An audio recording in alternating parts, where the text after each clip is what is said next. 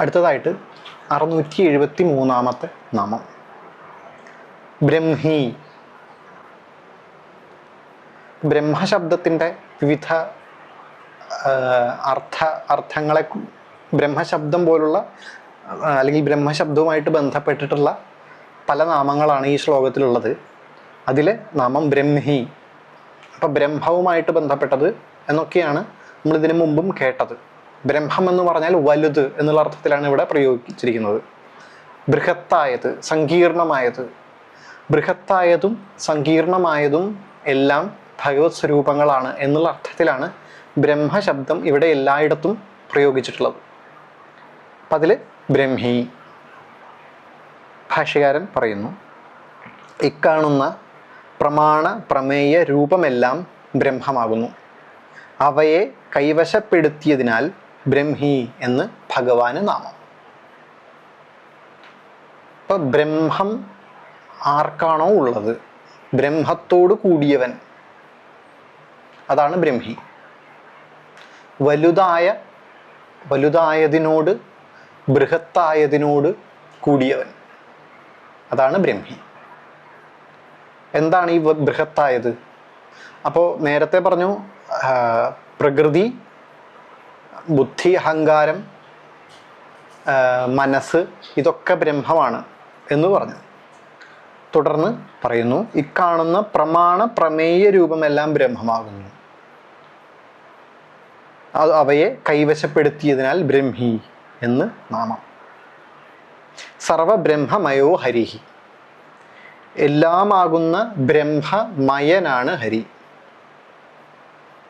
അപ്പൊ എന്താണ് പ്രമാണ പ്രമേയ രൂപം? പ്രമേയം എന്ന് പറഞ്ഞാൽ ഈ കാണുന്ന ലോകം, നമ്മൾ ഇന്ദ്രിയങ്ങൾ കൊണ്ടും മനസ്സുകൊണ്ടും അനുഭവിക്കുന്ന, നമ്മൾ ജീവിക്കുന്ന ഈ ലോകം ആണ് പ്രമേയം. നമ്മൾ സുഖദുഃഖങ്ങൾ അനുഭവിക്കുന്നു, നമ്മുടെ സാധാരണ ജീവിതം, ഈ ജീവിതം കൊണ്ട് നമ്മൾ അനുഭവിക്കുന്ന ഈ ലോകമാണ് പ്രമേയം.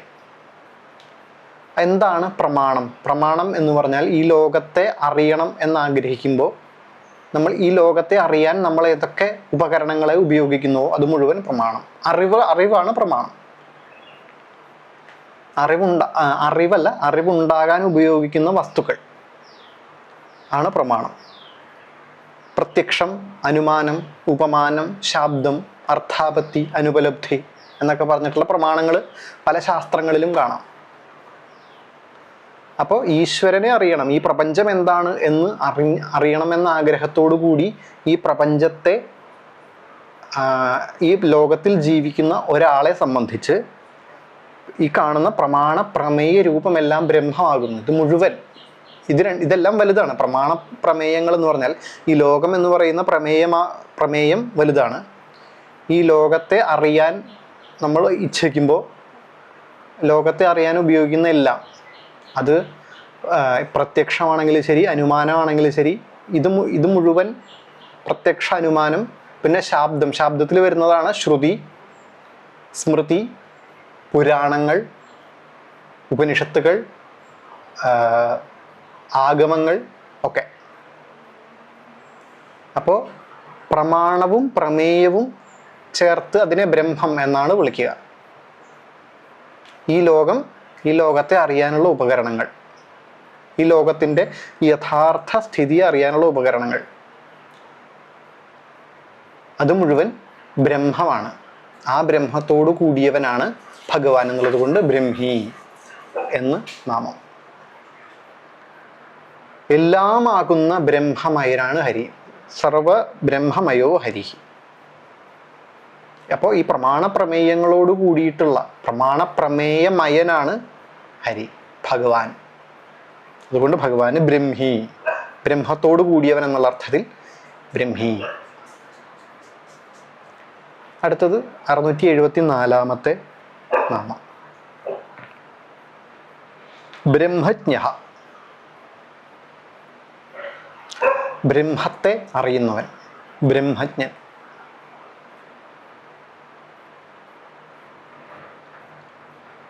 ഭാഷ്യകാരൻ പറയുന്നു, വേദങ്ങളെ അവയുടെ അർത്ഥത്തോടുകൂടി മനസ്സിലാക്കുന്നതിനാൽ ബ്രഹ്മജ്ഞ എന്ന് നാമം. ഇപ്പൊ വേദം അറിയുന്നു, വേദങ്ങളുടെ അർത്ഥത്തെയും അറിയുന്നു. ഇപ്പൊ വേദത്തെ കേവലം അറിയുകയല്ല ചെയ്യുന്നത്. നമുക്ക് ഒരുപാട് വേദപണ്ഡിതന്മാരുണ്ട് ലോകത്ത്. വേദങ്ങളെ മുഴുവൻ കാണാപാഠം തിരിച്ചും മറിച്ചുമൊക്കെ ചൊല്ലാൻ കഴിയുന്ന, ഏത് ഭാഗത്തു നിന്നും മനപ്പാഠം ചൊല്ലാൻ കഴിയുന്ന ആളുകളുണ്ട്. ഈ വാക്കുകളുടെ അർത്ഥത്തെ അറിയുന്നവരും ഉണ്ട്. ഇന്നതൊക്കെയാണ്. ഇപ്പം നാരായണ സൂക്തം മുഴുവൻ ചൊല്ലാൻ അറിയാം. നാരായണ സൂക്തത്തിലെ എല്ലാ അർത്ഥങ്ങളും വേണമെങ്കിൽ അതിൻ്റെ അർത്ഥമൊക്കെ വ്യാഖ്യാനിച്ചു കൊടുക്കും. പക്ഷെ അർത്ഥം അറിയുക എന്ന് പറഞ്ഞാൽ അത് മാത്രമല്ല. അർത്ഥം അറിയുക എന്ന് പറഞ്ഞാൽ ആ അർത്ഥത്തോടു കൂടി അത് അറിഞ്ഞുകൊണ്ട് അത് ജീവിതത്തിൽ പകർത്തുക എന്നും കൂടി അതിനർത്ഥമുണ്ട്.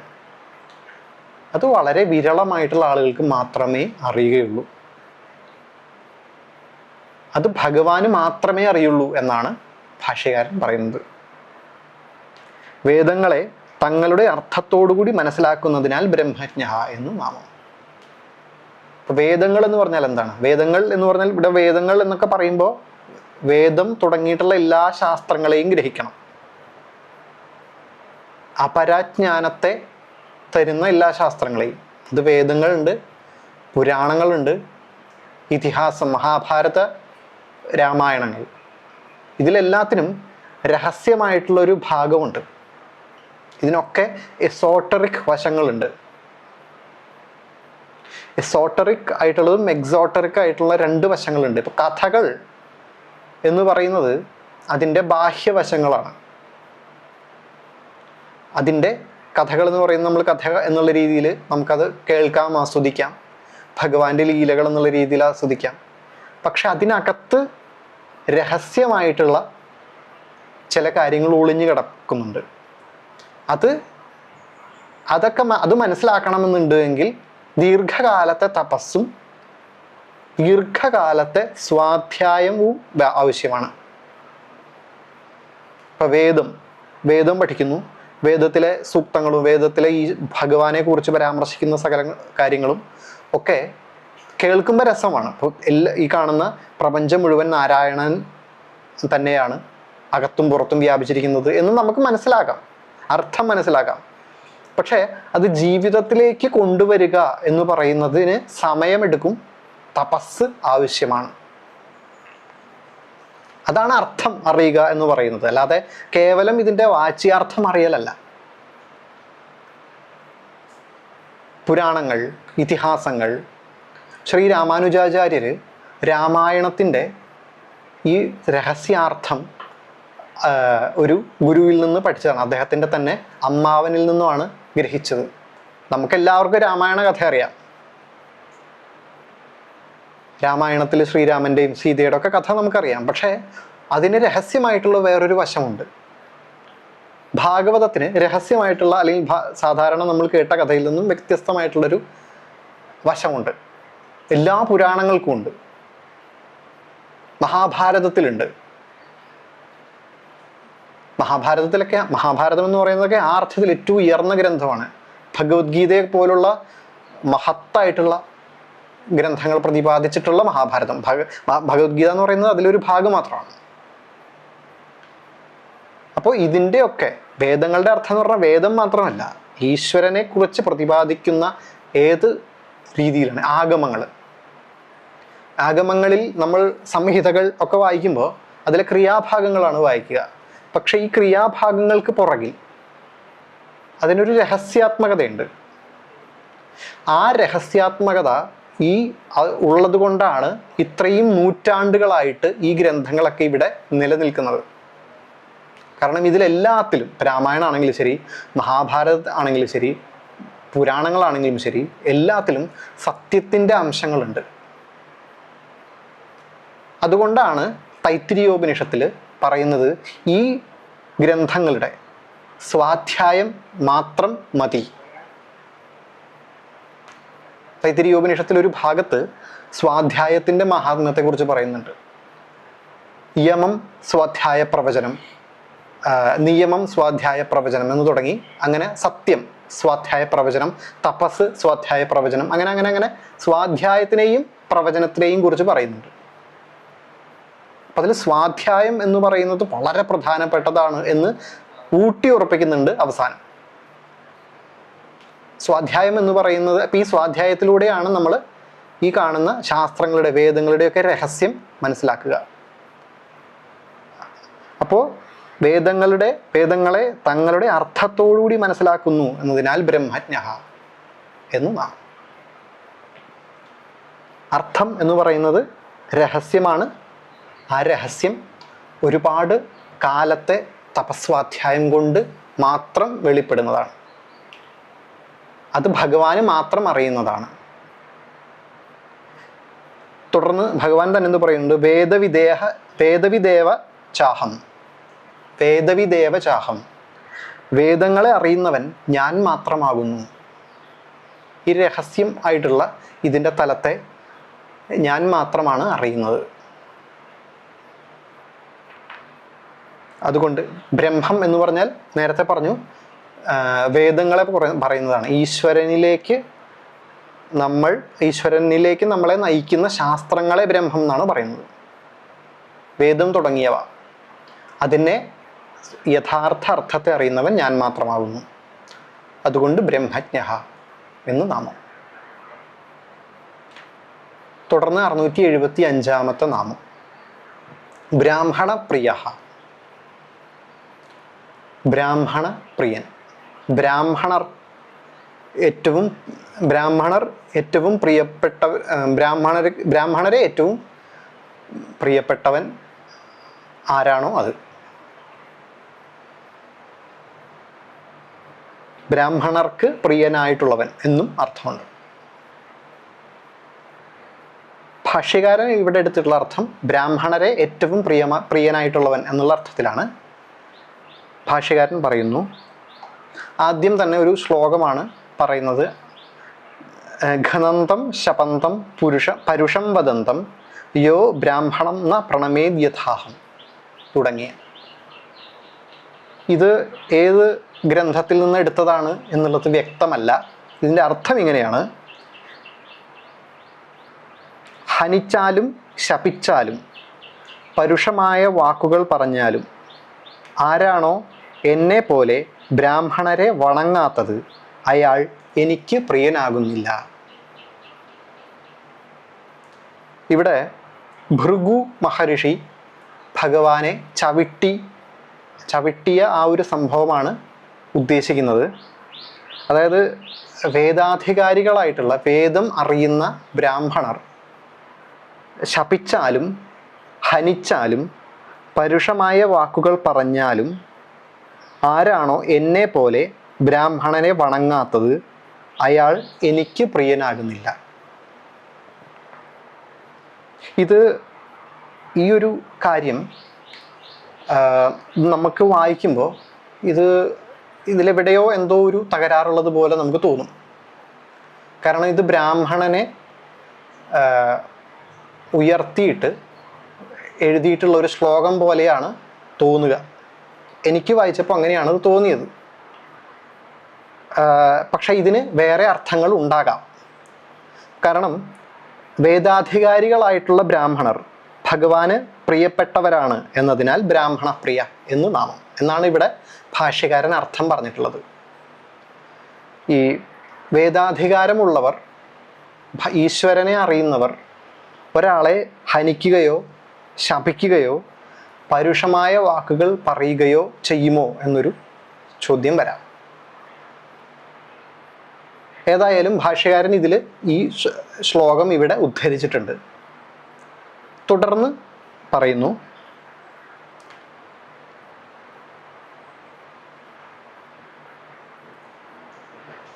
തുടർന്ന് ഭഗവത്ഗീതയിലെ ഒരു ശ്ലോകമാണ് ഇവിടെ ഉദ്ധരിച്ചിട്ടുള്ളത് ഭാഷ്യകാരൻ. യേതു ധർമ്യാമൃതമിദം യഥോക്തം പര്യുപാസത്തെ ശ്രദ്ധധാന മത്പരമ ഭക്താസ്തേ അതീവ മേ പ്രിയാഹ. 5-ാമത്തെ അധ്യായത്തിലെ അവസാനത്തെ ശ്ലോകമാണിത്. മേൽപ്പറഞ്ഞ അമൃതിനു തുല്യമായ ധർമ്മത്തെ ആരാണോ ഈ പറഞ്ഞതുപോലെ തന്നെ ഉപാസിക്കുന്നത്, എന്നിൽ അതീവ ശ്രദ്ധയുള്ളവരായ എൻ്റെ പരമഭക്തരായ അവർ എനിക്ക് അതീവ പ്രിയപ്പെട്ടവരാകുന്നു. അവരെയാണ് ബ്രാഹ്മണർ എന്ന് പറയുന്നത്.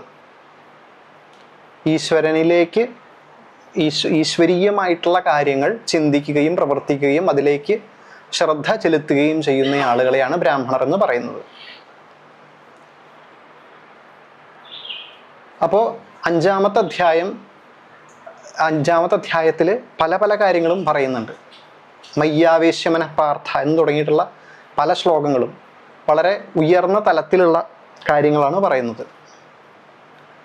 ഈ എല്ലാ മനസ്സിനെ മുഴുവൻ നിയന്ത്രിച്ച് എന്നിൽ മാത്രം ശ്രദ്ധയുള്ളവരായി ജീവിക്കുന്നവർ, അവരെക്കുറിച്ചാണ് പരാമർശിക്കുന്നത്. അങ്ങനെ ഭക്തിയോഗത്തെക്കുറിച്ചാണ് അതിൽ പറയുന്നത്. അങ്ങനെ അവസാനം ഈ ഉപായങ്ങൾ മുഴുവൻ പറഞ്ഞു കൊടുത്തതിന് ശേഷമാണ് ഭഗവാൻ പറയുന്നത്, ഈ പറയുന്ന അമൃത തുല്യമായിട്ടുള്ള ധർമ്മത്തെ ആരാണോ ഇതുപോലെ തന്നെ, ഈ പറഞ്ഞതുപോലെ തന്നെ ഉപാസിക്കുന്നത്, എന്നിൽ അതീവ ശ്രദ്ധയുള്ളവരായ എൻ്റെ പരമഭക്തരായ അവർ എനിക്ക് അതീവ പ്രിയപ്പെട്ടവരാകുന്നു. അവരെയാണ് ബ്രാഹ്മണർ എന്ന് പറയുന്നത്. അപ്പൊ ബ്രാഹ്മണൻ എന്ന് പറഞ്ഞാൽ ഇതാണ് അർത്ഥം. വളരെ ഉയർന്ന തലത്തിൽ, ഉയർന്ന മാനുഷിക തലത്തിലുള്ളവരെ എന്നുള്ളതാണ് ഇവിടെ ബ്രാഹ്മണർ എന്നുള്ള വാക്കുകൊണ്ട് ഉദ്ദേശിക്കുന്നത്. അവർ എനിക്ക് അതീവ പ്രിയപ്പെട്ടവരാകുന്നു.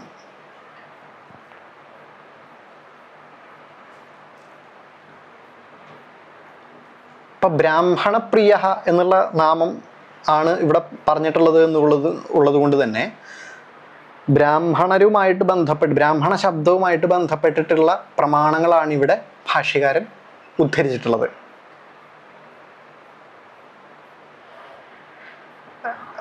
യത് ബ്രാഹ്മണസ്യ മുഖതഃ, ബ്രാഹ്മണന്റെ മുഖത്തു നിന്നും പുറപ്പെടുന്നവ മാനിക്കപ്പെടേണ്ടതാണ്.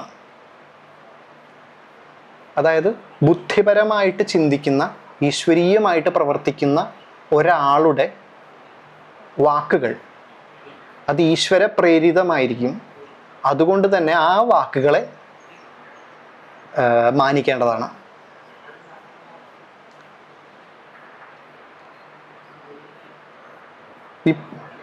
വിപ്രപ്രസാദാത് അസുരാൻ ജയാമി. ഭഗവാൻ പറയാണ്, വിപ്രന്മാരുടെ പ്രസാദം കൊണ്ട് അസുരന്മാരെ ഞാൻ ജയിക്കുന്നു.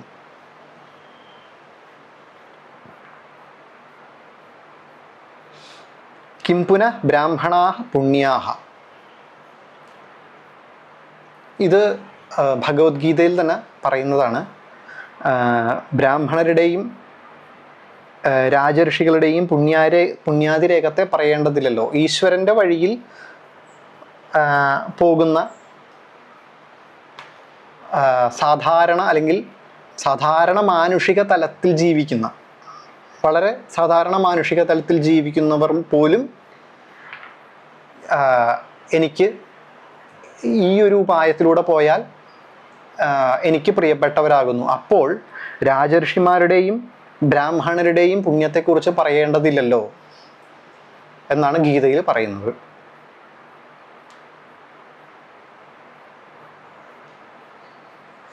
തുടർന്ന് പറയുന്നു, ഏവം ബഹുമുഖം ആനന്ദ്യമുക്തം.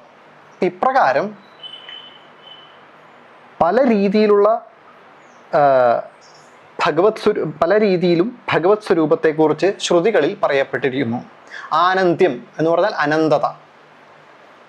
അപ്പൊ പല രീതിയിൽ അനന്തമായിട്ടുള്ളതിനെ പറഞ്ഞു കഴിഞ്ഞു. ഇപ്പൊ ഞാൻ പറഞ്ഞു ബ്രഹ്മം എന്നുള്ള ശബ്ദം കൊണ്ടാണ്, ഈ ബ്രഹ്മം എന്നുള്ള ശബ്ദവുമായിട്ട് ബന്ധപ്പെട്ടിട്ടാണ് ഈ ശ്ലോകം പറഞ്ഞിട്ടുള്ളത്. അതിലെ ബ്രഹ്മം എന്ന് പറയുന്നത് അനന്തമായിട്ടുള്ളതിനെ കുറിക്കുന്നതാണ്. ഈ പറയുന്നത് മുഴുവൻ ഭഗവാന്റെ അനന്തതയെ കുറിക്കുന്നതാണ്. അപ്പൊ അങ്ങനെ അനന്തതയെ കുറിക്കുന്ന ഭഗവത് സ്വരൂപത്തെക്കുറിച്ച് ശ്രുതികളിൽ പറയപ്പെട്ടിരിക്കുന്നു. തുടർന്ന് ചില ഉദ്ധരണികളും കൂടെ ഭാഷ്യകാരൻ ചേർക്കുകയാണ് ഇവിടെ. അതായത് അനന്തതയെക്കുറിച്ച്. മഹതോ മഹീയാൻ, മഹത്തിനേക്കാൾ മഹത്തായത്. പരാത്പരം യൻ മഹതോ മഹാന്തം, പരത്തിലും പരമായതും മഹത്തിലും മഹത്തായതും, ഏറ്റവും ഉയർന്നത് എന്നുള്ള അർത്ഥത്തിൽ. മഹാന്തം വിഭുമാത്മാനം, മഹത്തും പരമാത്മാവുമായ വിഭു. മഹത പരമോ മഹാൻ, മഹത്തിനേക്കാൾ പരമമായ മഹാനാണ് ഭഗവാൻ. അപ്പം ഏറ്റവും ഉയർന്നതാണ്. അപ്പോൾ ഉയർന്നത്, വലിപ്പമുള്ളത്, സങ്കീർണമായത് എന്നുള്ള അർത്ഥത്തിലാണ് ഇവിടെ ബ്രഹ്മശബ്ദം കുറിക്കുന്നത്. ആ ബ്രഹ്മശബ്ദവുമായിട്ടുള്ള ബന്ധപ്പെട്ടിട്ടുള്ള വിവിധ നാമങ്ങളാണ് ഈ ശ്ലോകത്തിൽ പരാമർശിക്കപ്പെട്ടത്.